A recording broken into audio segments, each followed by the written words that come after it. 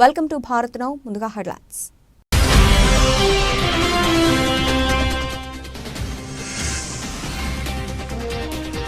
ఇండియాకు వార్నింగ్ ఇచ్చిన ట్రంప్, పన్నుల అంశంలో భారత విధానాన్ని తప్పుపట్టిన అమెరికా నూతన అధ్యక్షుడు.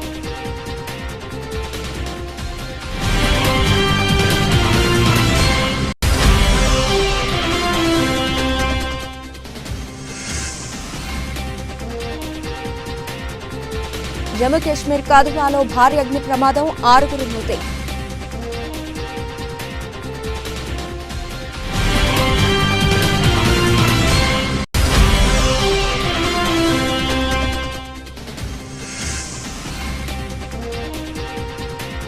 హరీష్ రావు పట్ల పోలీసులు అత్యుత్సాహం, శాసనసభ ప్రవేశ మార్గంలో పేపర్లు లాక్కున్న డీఎస్పీ.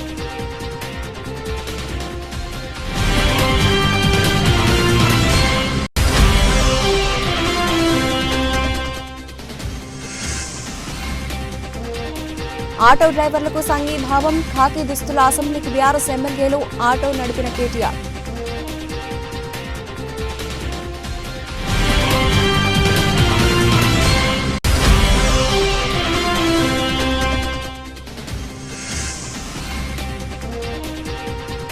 పేర్ని నాని గోడౌన్లో రేషన్ బియ్యం మిస్సింగ్ కేసు, కూటమి సర్కార్ సీరియస్ యాక్షన్.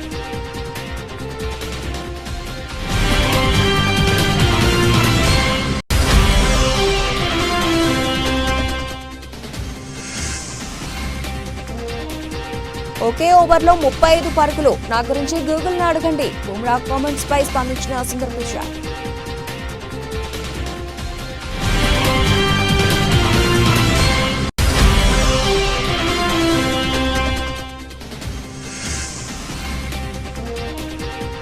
రెండు సినిమాలు ఫ్లాప్, 30 కోట్ల నుంచి 9 కోట్లకు పడిపోయిన హీరో.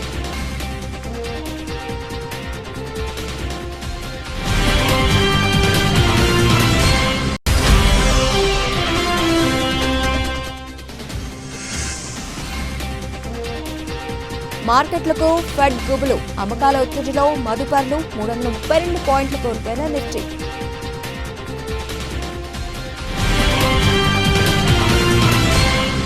ఇండియాకు వార్నింగ్ ఇచ్చాడు ట్రంప్.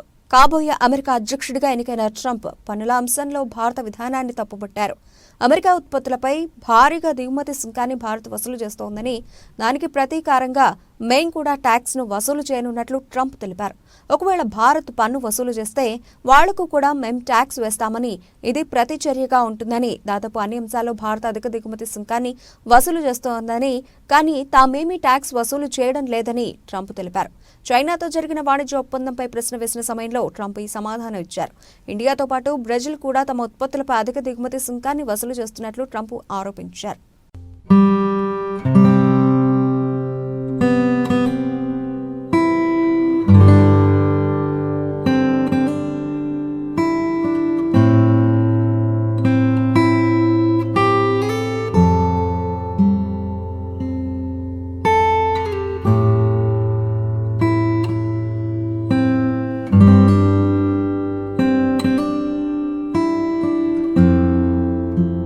జమ్మూ కాశ్మీర్లోని కథువాలో బుధవారం భారీ అగ్ని ప్రమాదం సంభవించింది.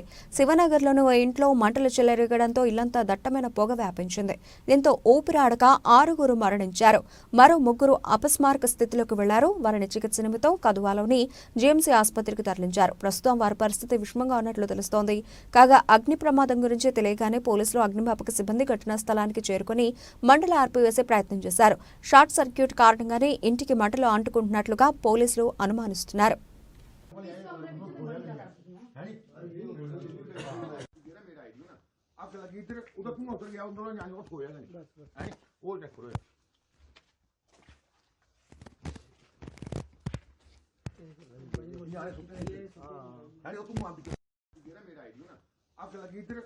మాజీ మంత్రి బీఆర్ఎస్ ఎమ్మెల్యే హరీష్ రావు పట్ల పోలీసులు అత్యుత్సాహం చూపించారు. శాసనసభ ప్రవేశ మార్గం వద్ద హరీష్ రావును ఆపిన డీఎస్పీ సుదర్శన్ ఆయన తీసుకెళ్తున్న పేపర్లను తనిఖీ చేయాలని ఆదేశించారు. కారు తనిఖీ పేరుతో హరీష్ రావు తీసుకెళ్తున్న పేపర్లను లాక్కున్నారు. డీఎస్పీ సుదర్శన్ తో పాటు ఇతర పోలీసు సిబ్బంది తీరుపై హరీష్ రావు ఆగ్రహం వ్యక్తం చేశారు. ఇదేం దుర్మార్గం అంటూ పోలీసులపై మండిపడ్డారు. ఈ ఘటనపై స్పీకర్ ఘటం ప్రసాద్ కు ఫిర్యాదు చేస్తానని తెలిపారు. ఈ సందర్భంగా హరీష్ రావు మాట్లాడుతూ ప్రభుత్వం ఇంతలా ఎందుకు భయపడుతుందో అర్థం కావడం లేదని అన్నారు. ప్రజాపాలనలో కంచెలు తొలగించామని అంటూనే పోలీసులతో అడుగడుగునా అడ్డుకుంటున్నారని విమర్శించారు. శాసనసభ ప్రవేశ మార్గంలో తనతో పోలీసులు వ్యవహరించిన తీరుపై స్పీకర్కు ఫిర్యాదు చేస్తానని తెలిపారు. మరోవైపు బీఆర్ఎస్ ఎమ్మెల్సీల వద్ద ఉన్న ప్లకార్డులను మండలిలోకి అనుమతించలేదు. బీఆర్ఎస్ ఎమ్మెల్సీల వద్ద ప్లకార్డులను పోలీసులు మార్షల్స్ లాక్కొని వారిని లోపలికి పంపించారు.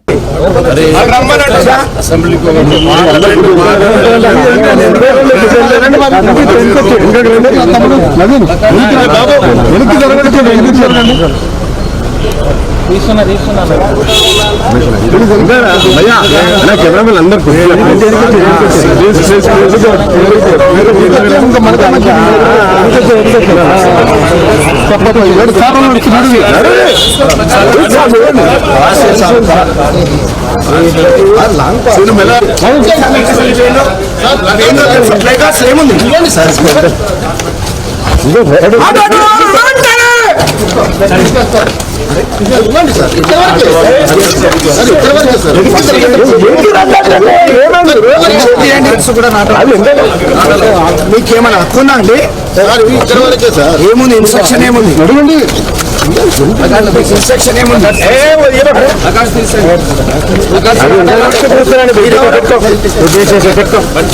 వాళ్ళు చేసేది చెప్పేది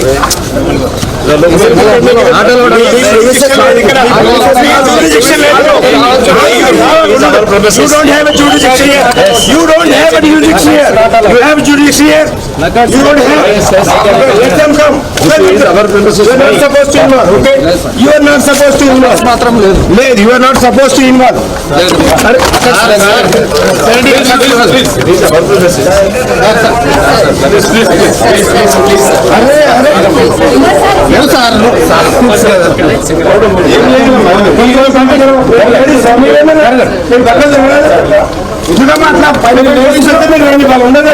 మరోవైపు ఆటో డ్రైవర్లకు బీఆర్ఎస్ ఎమ్మెల్యేలు సంఘీభావం తెలిపారు. ఆటో డ్రైవర్ల సమస్యల పరిష్కారం కోరుతూ ఖాకీ చొక్కాలు ధరించి తెలంగాణ అసెంబ్లీకి బయలుదేరారు. ఆటో కార్మికులను ఆదుకోవాలంటూ ఈ సందర్భంగా బీఆర్ఎస్ ఎమ్మెల్యేలు నినాదాలు చేశారు. కాగా ఈ సందర్భంగా కేటీఆర్ మాట్లాడుతూ ఆటో డ్రైవర్లను ఆదుకోవడంలో ప్రభుత్వం ఎలాంటి చర్యలు తీసుకోవడం లేదని అన్నారు. ఆటో డ్రైవర్లకు ఇచ్చిన హామీలను వెంటనే అమలు చేయాలని డిమాండ్ చేశారు. ఇప్పటి వరకు 93 మంది ఆటో డ్రైవర్లు ఆత్మహత్యలకు పాల్పడ్డారని తెలిపారు. గత అసెంబ్లీ సమావేశాల్లోనే ఆత్మహత్య చేసుకున్న ఆటో డ్రైవర్ల జాబితాను ఇచ్చామని పేర్కొన్నారు. ఆయన రాష్ట్ర ప్రభుత్వానికి దున్నపోతు మీద వాన పడ్డట్టే ఉందని అన్నారు. ఆటో డ్రైవర్లకు సంవత్సరానికి ఇస్తామన్న 12,000 రూపాయలు వెంటనే ఇవ్వాలని డిమాండ్ చేశారు. ఆటో డ్రైవర్లు ఎవరూ ఆత్మహత్యలకు పాల్పడవద్దని బీఆర్ఎస్ పక్షాన వారి కోసం పోరాడతామని స్పష్టం చేశారు. ఆటో డ్రైవర్ల ఆత్మహత్యలు, వారికి ఇచ్చిన హామీలపై అసెంబ్లీలో చర్చించాలని ఇప్పటికే బీఆర్ఎస్ వాయిదా తీర్మానం ఇచ్చింది. ప్రభుత్వం ముందు చూపులేని విధానాల వల్ల రాష్ట్రంలో ఆటో డ్రైవర్లు ఉపాధి అవకాశాలు కోల్పోయి అనేక ఇబ్బందులు ఎదుర్కొంటున్నారని, ఆత్మహత్యలకు పాల్పడుతున్నారని బీఆర్ఎస్ తమ వాయిదా తీర్మానంలో పేర్కొంది. కాబట్టి ఆత్మహత్య చేసుకున్న ఆటో డ్రైవర్ల కుటుంబాలను ఆదుకోవాలని డిమాండ్ చేసింది. ప్రభుత్వం హామీ ఇచ్చిన విధంగా ప్రతి ఆటో డ్రైవర్కు ఏటా 12,000 రూపాయలు ఆర్థిక సాయం అందించాలని పేర్కొంది. అలాగే ఆటో డ్రైవర్ల సంక్షేమ బోర్డు ఏర్పాటు చేయాలని కోరుతూ దీనిపై అసెంబ్లీలో చర్చించాలని ప్రతిపాదించింది. Forming a welfare board, giving 12,000 rupees of subsistence per month, and also most importantly insurance, and every aspect that was covered in their election manifesto has to be delivered immediately. Thank you. Jai Telangana!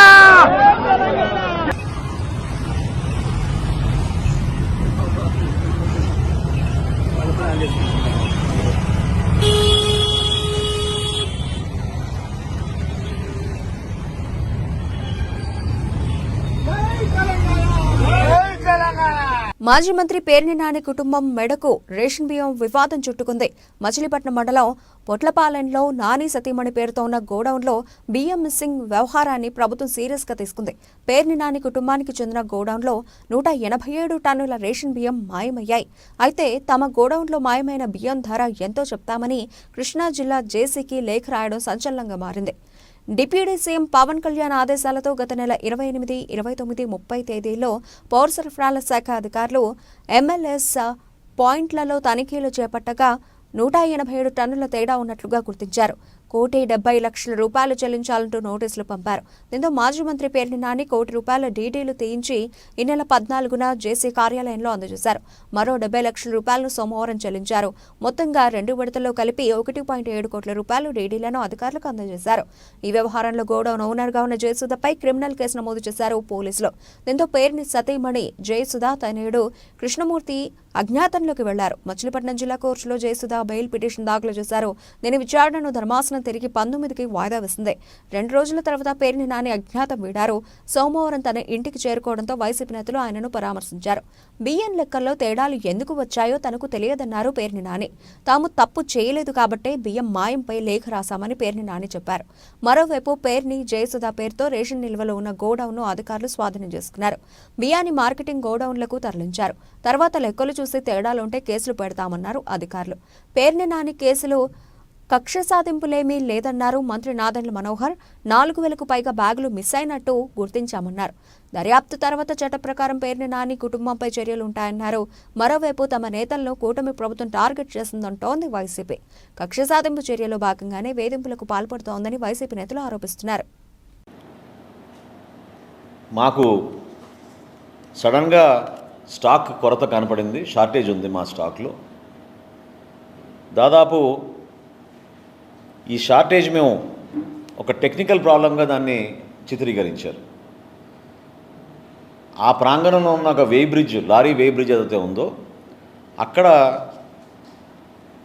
వేయిమెంట్లో పొరపాటు వచ్చింది. కాబట్టి మేము 3,000 సుమారు bags మేము shortage మాకు కనపడుతుంది.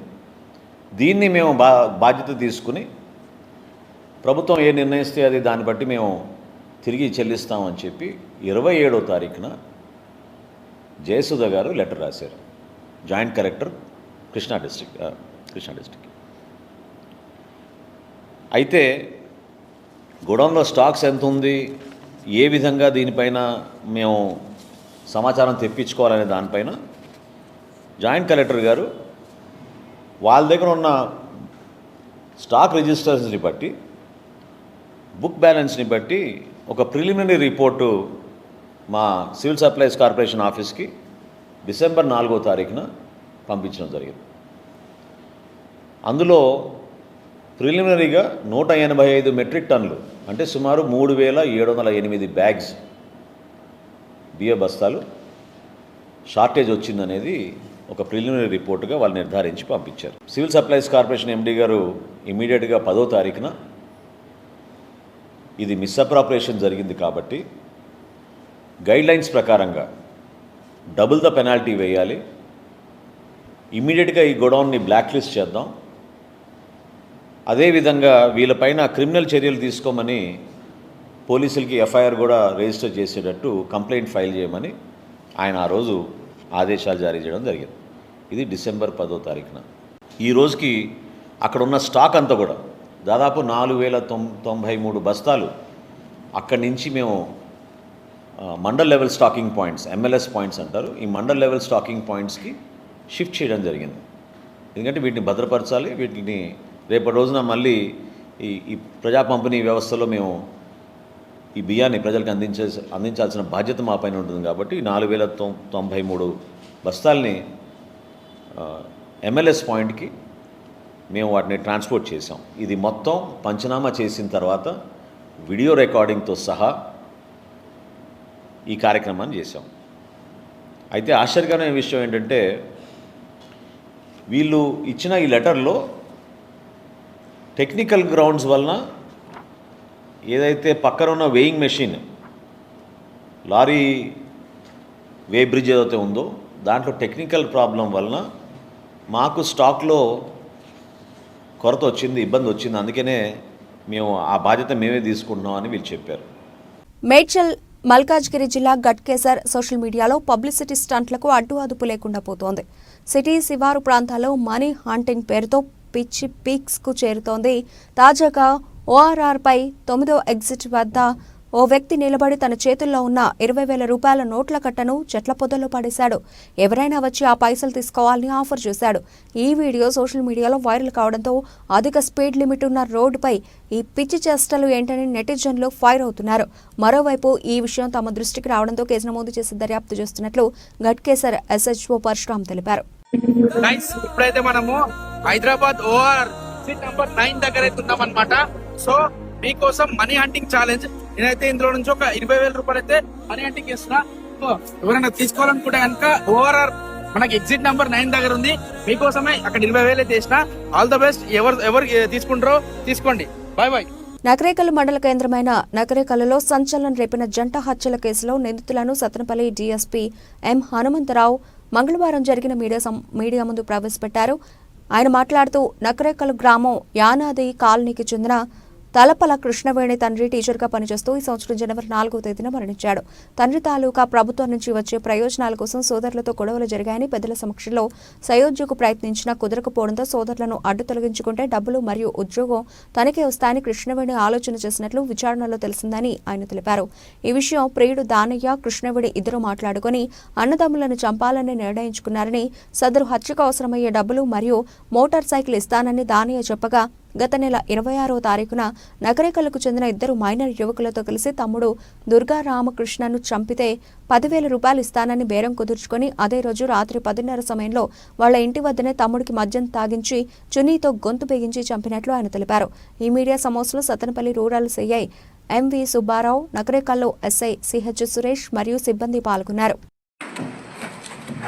Sattenapalli sub division, Palnadu జిల్లా. ఈరోజు ఈ నకరేకల్ పోలీస్ స్టేషన్ పరిధిలో ఒక సెన్సేషనల్ మర్డర్ జరిగింది. దీనికి సంబంధించి అంటే డబుల్ మర్డరు. అయితే ఇది ఒక అక్క అంటే సొంత అక్కే అన్నని తమ్ముడిని చంపడం జరిగింది. చంపడానికి కారణం మేము ఇప్పటి వరకు ఇన్వెస్టిగేషన్ చేసిన దాని ప్రకారం ఎస్టాబ్లిష్ అయింది ఏంటంటే, ఈ అక్యూజ్డ్ అండ్ డిసీజ్డ్ యొక్క నాన్న టీచర్గా పనిచేస్తూ రీసెంట్గా జనవరిలో చనిపోవడం జరిగింది. చనిపోయిన తర్వాత జనరల్గా వీళ్ళకి ఆశ కలిగింది రిటైర్మెంట్, అదే డెత్ బెనిఫిట్స్, చనిపోయిన తర్వాత గవర్నమెంట్ ఎంప్లాయీకి వచ్చే బెనిఫిట్స్ సుమారు ఒక 60-70 లక్షల వరకు ఉన్నాయి అనేటువంటి ఆలోచన వాళ్ళకి వచ్చి దాని మీద ఒకరికొకరు డిస్కస్ చేసుకొని పంచుకుందాం అని అడిగే క్రమంలో ఈ అమ్మాయి నాకు కూడా ఇవ్వండి షేరు, ఈ అమ్మాయి కూడా భర్త వదిలేసి ఉంది, సో నాకు ఇవ్వమని అన్న క్రమంలో ఈ అమ్మాయికి మేము ఇవ్వము, నీకు ఇచ్చే సమస్య లేదు, నీకెందుకు ఇస్తాము, మేమిద్దరమే పంచుకుంటాం అన్న క్రమంలో గొడవలు స్టార్ట్ అయ్యి చివరికి వీళ్ళు ఒకరికొకరు ఈ అమ్మాయిని వాళ్ళిద్దరు కలిసి చంపడానికి ప్రయత్నం జరిగే క్రమంలో ఈ అమ్మాయికి ఆ విషయం మళ్ళీ వాళ్ళ తమ్ముడే బైనేమ్ దుర్గా, అతను అక్క నేను ఇలాగైనా వేసేస్తాము అన్న, నేను కలిసి వేయాలనుకున్నాను. ఒకరోజు ముందు దాగి చెప్పిన దాని మీద ఈ అమ్మాయికి ఆలోచన కలిగి ఈ అమ్మాయి ఆల్రెడీ భర్తను వదిలేసి దాదాపు 2-3 సంవత్సరాల నుంచి వేరే ఈ ఏటు ఇతను వెనకున్నటువంటి అతను ఆ జానయ్య అనే అతన్ని పెట్టుకోవడం జరిగింది. పెట్టుకొని ఈ కుర్రాడు సహాయం కూడా తీసుకుంది ఆ అమ్మాయి. వీళ్ళిద్దరికి కూడా డిస్కషన్ జరిగితే ఈ యాక్చువల్గా ఇతను నీకు రావయ్యి ఎందుకు అంటే, లేదు ఎట్టి బస్సులో నేను తీసుకోవాలి, వాళ్ళని చంపైనా తీసుకుంటాను, నువ్వు అడ్డం రావద్దు, నువ్వు నాకు సహాయం చేయించాలని చెప్పి వీళ్ళిద్దరు మంచిగా ఒక వడంబడి జరిగింది. దాని ప్రకారం ఈ అమ్మాయి ఎలాగో నన్ను చంపేస్తారు కదా, ఇంక వీళ్ళని చంపేయాలని మనసులో పెట్టుకొని పోయిన నెల 26వ తారీఖు నాడు వాళ్ళ తమ్ముడిని బాగా తాపించి ఈ యొక్క గోరంలో పోయే కాలంలో మెడకి చున్నీ వేసి లాగేసి, ఎవరితో లాగిందంటే ఈ అబ్బాయి ఇంకొక ఇద్దరు మైనర్స్ ఉన్నారు పిల్లలు. ఆ పిల్లల సహాయం తీసుకొని చెరువు పక్క గట్టిగా లాగేసి చంపేసిన తర్వాత ఎలా తీసుకెళ్ళాలి అంటే ఆ కాలువలో వేయడానికి వీళ్ళు చంపిన దానికి 1 కిలోమీటర్ 2 కిలోమీటర్ దూరం ఉంది. ఎలా తీసుకెళ్లాలనే దాని మీద ఈ అమ్మాయి ఉంచుకున్నటువంటి వ్యక్తి దానయ్య బండి ఉంది, మోటార్ సైకిల్. దానయ్యకి ఫోన్ చేసి, దానయ్య మోటార్ సైకిల్ కావాలంటే నీకు ఈ టైంలో అవసరం అంటే పంపించానంటే అతను తీసుకొని బండి ఇచ్చి బండి మీద తీసుకెళ్లి కాలువలో పడేసి వచ్చేసారు. అది ఏమైందంటే ఆ కాలువలో వేసినటువంటి బాడీ కొంచెం దూరం ప్రయాణించిన తర్వాత అక్కడ బాగా జమ్ము అది బాగా పట్టుంది, చాలా ఎక్కువ పట్టుంది. దాని కిందకి వెళ్ళి బాడీ అక్కడే ఇరుక్కుపోయింది. సో అందువల్ల ఆ బాడీ ట్రేస్ కాలేదు, ఎవరికి బయట వాళ్ళకి ఎవరు చూసే పరిస్థితి లేదు. అదే టైంలో మా వాడు కనపడలేదని కంప్లైంట్ ఇచ్చేవాళ్ళు కూడా లేరు. ఎందుకంటే అతను అన్న యాక్చువల్గా మా పోలీస్ డిపార్ట్మెంట్లో కానిస్టేబుల్గా చేస్తూ ఉన్నాడు. అతను ప్రస్తుతం బొల్లపల్లిలో చేస్తూ బాగా తాగుడుకు అలవాటు అయిపోయి ఈ మధ్యకాలం అంతా మెడికల్ లీవ్లో ఉండి ఈ ఇష్యూ. బోర్డర్ గవాస్కర్ ట్రోఫీలో team India star pacer Jasprit Bumrah అసాధారణ ప్రదర్శన చేస్తున్నారు. బంతితోనే కాకుండా బ్యాట్తోనూ ఆకట్టుకుంటున్నాడు. ఇక తన బ్యాటింగ్ గురించి తెలుసుకోవాలంటే గూగుల్లో వెతకండి అంటూ బుమ్రా చేసిన వ్యాఖ్యలు వైరల్గా మారాయి. దీనిపై గూగుల్ సీఈఓ సుందర్ పిచాయ్ స్పందించారు. తాను గూగుల్ చేశానని చెప్పారు. ఈ సందర్భంగా పేస్ గుర్రంపై ప్రశంసల వర్షం కురిపించారు. బ్రిస్బెన్ వేదికగా ఆస్ట్రేలియాతో జరుగుతున్న 3వ టెస్టు మ్యాచ్లో 3వ రోజు ఆట ముగిసిన తర్వాత బుమ్రా విలేకరులతో మాట్లాడారు. గబ్బాలో బ్యాటింగ్ పరిస్థితుల గురించి విలేకరులు ప్రశ్నించారు. ఇందుకు బుమ్రా ఇలా సమాధానం చెప్పారు. మీరు నా బ్యాటింగ్ సామర్థ్యాన్ని ప్రశ్నిస్తున్నారు. టెస్టులో ఒకే ఓవర్లో అత్యధిక పరుగులు చేసింది ఎవరో గూగుల్ చేసి చూడండి అని బుమ్రా అన్నాడు. కాగా టెస్టులో బుమ్రా ఒకే ఓవర్లో 35 పరుగులు చేశాడు. 2022లో బర్మింగ్హామ్ టెస్టులో ఇంగ్లాండ్పై బుమ్రా ఒకే ఓవర్లో 35 పరుగులు సాధించాడు. ఇది ప్రపంచ రికార్డు. దీన్ని ఉద్దేశిస్తూ బుమ్రా ఇలా ఫన్నీగా సమాధానం చెప్పగా వైరల్గా మారాయి. క్రికెట్ అంటే ఎంతో ఇష్టపడే గూగుల్ సీఈఓ సుందర్ పిచాయ్ దీనిపై స్పందించారు. తాను గూగుల్ చేసినట్లు చెప్పారు. కామెంట్స్ బౌలింగ్లో 6 కొట్టిన వారికి బ్యాటింగ్ ఎలా చేయాలో చాలా బాగా తెలుసునని అన్నారు. అంతేకాదంటూ ఈ 3వ టెస్టు మ్యాచ్లో భారత్ను ఫాలో ఆన్ గండం నుంచి తప్పించడాన్ని ప్రస్తావించారు. ఇటు గూగుల్ ఇండియా సైతం బుమ్రా వీడియోను పోస్ట్ చేస్తూ మేము జెస్సీ బాయ్ని మాత్రమే నమ్ముతామంటూ రాసుకొచ్చింది. Yeah, it's an interesting question that you're questioning my batting ability so far. I think you should use Google as well and see who's got the most number of runs in a test match, test over. But that jokes apart. ఒకప్పుడు Bollywood ఇండస్ట్రీలోనే top hero వరుసగా సినిమాలు చేస్తూ కోట్లాది మంది అభిమానులను సంపాదించుకున్నారు. Senior నటుడు కుమారుడిగా సినీ రంగంలోకి అడుగుపెట్టి తనదైన నటనతో ప్రత్యేక గుర్తింపు తెచ్చుకున్నారు. కానీ వరుస ఫ్లాప్ చిత్రాలు ఇప్పుడు అతడి కెరీర్ను ప్రశ్నార్థకం చేశాయి. ఒకప్పుడు ఒక్క సినిమాకు 30 కోట్ల రూపాయల పారితోషికం తీసుకున్న ఆ హీరో ఇప్పుడు కేవలం 9 కోట్ల రూపాయలు మాత్రమే తీసుకుంటున్నారు. ఇంతకీ ఆ హీరో ఎవరో తెలుసా? అతడు మరెవరో కాదు, బాలీవుడ్ స్టార్ టైగర్. హీరో పంతి, బడే మియాన్, చోటే మియాన్ వంటి సినిమాలు అతని కెరీర్ను పతనానికి గురిచేశాయి. దీంతో రెమ్యునరేషన్ భారీగా పడిపోయింది. గత కొన్నేళ్లుగా ఒక్క హిట్ కూడా అందుకోలేదు. 2014లో హీరో పంతి సినిమాతో బాలీవుడ్లోకి అడుగుపెట్టాడు టైగర్. తెలుగులో వచ్చిన పరుగు సినిమాకు రీమేక్ ఇది. ఈ మూవీ బాలీవుడ్లో సూపర్ హిట్ అయింది. ఆ తర్వాత బాఘీ, బాఘీ 2 సినిమాలు టైగర్ని స్టార్ హీరోగా నిలబెట్టాయి. నటన, డాన్స్, యాక్షన్తో తనకంటూ ప్రత్యేక గుర్తింపు తెచ్చుకున్నారు. కానీ గత 2-3 ఏళ్లుగా టైగర్ నటించిన హీరో పంతి 2, గణపత్, బడే మియాన్, చోటే మియాన్, సింగం అగైన్ సినిమాలు బాక్సాఫీస్ వద్ద బోల్తా పడ్డాయి. దీంతో టైగర్ కెరీర్ గ్రాఫ్ పడిపోయింది. దీంతో ఇటు టైగర్ రెమ్యునరేషన్ సైతం పడిపోయింది. ఒకప్పుడు ఒక్క సినిమాకు 30 కోట్ల రూపాయల పారితోషికం తీసుకున్న టైగర్ ష్రాఫ్ ఇప్పుడు కేవలం 9 కోట్ల రూపాయల పారితోషికం తీసుకుంటున్నాడని బాలీవుడ్ ఇండస్ట్రీలో టాక్ వినిపిస్తోంది. టైగర్ ష్రాఫ్ ప్రస్తుతం బాఘీ 4 సినిమా షూటింగ్లో బిజీగా ఉన్నారు. ఈ సినిమా వచ్చే ఏడాది సెప్టెంబర్లో విడుదల కానుంది. దీంతో టైగర్ మరో హిట్ అందుకోవాలని భావిస్తున్నాడు.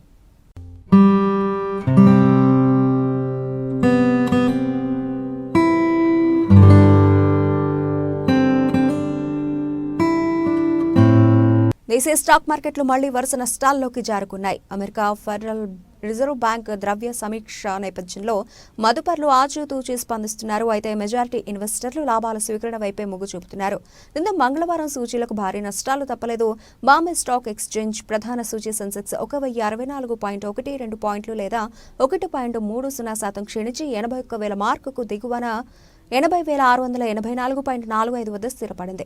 ఒకానొక దశలోనైతే 1,136.37 పాయింట్లు పతనమైంది.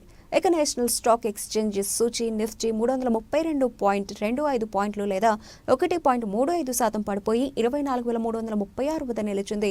సోమవారం కూడా సెన్సెక్స్ 384.55 పాయింట్లు, నిఫ్టీ 100.05 పాయింట్లు దిగజారిన విషయం తెలిసిందే. క్రయ విక్రయాల నడుమ మదుపర్లు ఊగిసలాటకు లోనయ్యారు.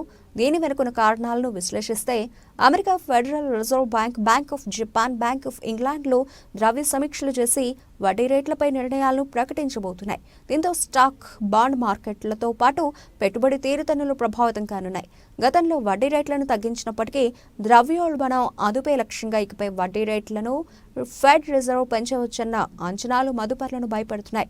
కాగా జపాన్, ఇంగ్లాండ్ బ్యాంకులు ఇప్పుడున్న వడ్డీ రేట్లను కొనసాగించే వీలుంటుందన్నారు. మరోవైపు భారతీయ క్యాపిటల్ మార్కెట్ల నుంచి విదేశీ సంస్థాగత మదుపర్లు అదే పనిగా పెట్టుబడులను వెనక్కి తీసుకుంటుండడం, అంతర్జాతీయంగా మెజారిటీ స్టాక్ మార్కెట్లు నష్టాల్లోనే కదలాడడం కూడా దెబ్బతీసింది. ఉదయం ఆరంభం నుంచే మార్కెట్లు నష్టాల్లో కదలాడాయి. రిలయన్స్ ఇండస్ట్రీస్, హెచ్డిఎఫ్సి వంటి ప్రధాన షేర్లు అమ్మకాల ఒత్తిడికి గురయ్యాయి. టెలికాం సూచీ అత్యధికంగా 2.18% పడిపోయింది.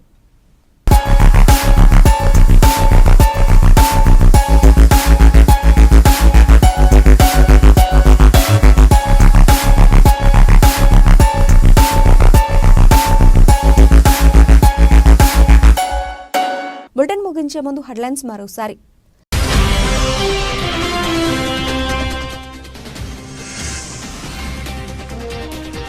ఇండియాకు వార్నింగ్ ఇచ్చిన ట్రంప్, పన్నుల అంశంలో భారత విధానాన్ని తప్పుపట్టిన అమెరికా నూతన అధ్యక్షుడు.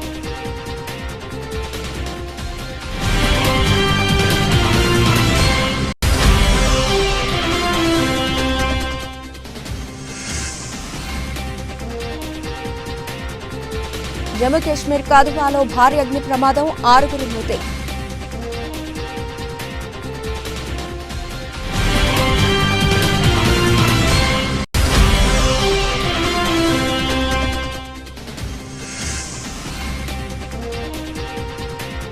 హరీష్ రావు పట్ల పోలీసులు అత్యుత్సాహం, శాసనసభ ప్రవేశ మార్గంలో పేపర్లు లాక్కున్న డీఎస్పీ.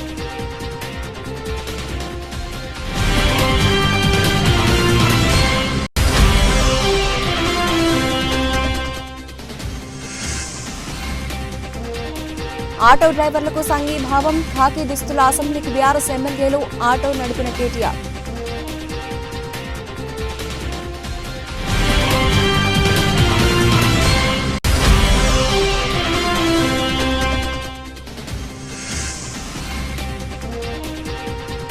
పేర్ని నాని గోడౌన్లో రేషన్ బియ్యం మిస్సింగ్ కేసు, కూటమి సర్కార్ సీరియస్ యాక్షన్.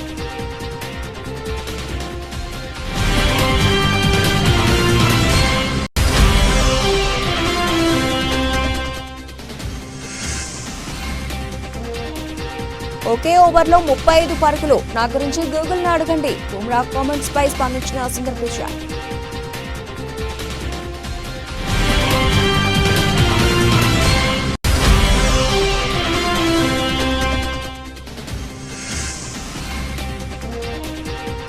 రెండు సినిమాలు ఫ్లాప్, 30 కోట్ల నుంచి 9 కోట్లకు పడిపోయిన హీరో.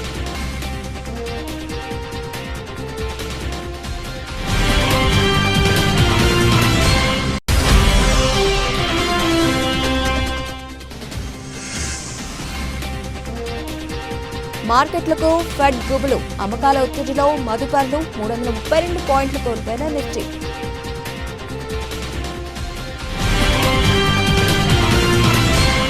ఇవి ఇప్పటివరకు నా బులెటిన్ అప్డేట్స్. మరిన్ని అప్డేట్స్తో మళ్ళీ కలుద్దాం. అంతవరకు సెలవు, నమస్తే.